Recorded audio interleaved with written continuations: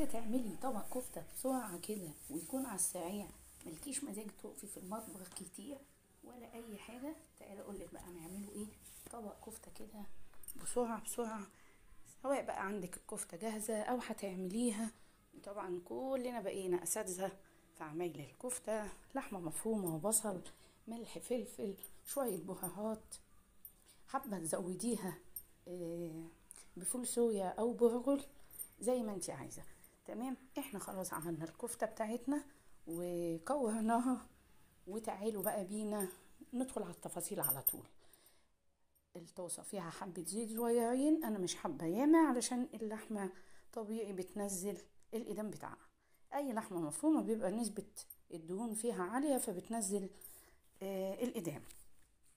فانا هنا هشوحها وتاخد لون من كل ناحيه، وهشيلها، وبعد كده هنزل ببصلايه مفرومه وقرن فلفل متقطع حامي باعد حسب ما انت عايزه، وكوبايتين صلصه.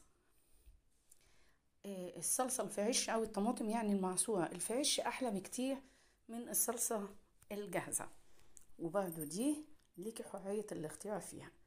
بنزل بكوبايتين الطماطم وهحط عليها معلقه ملح وحبه فلفل اسود.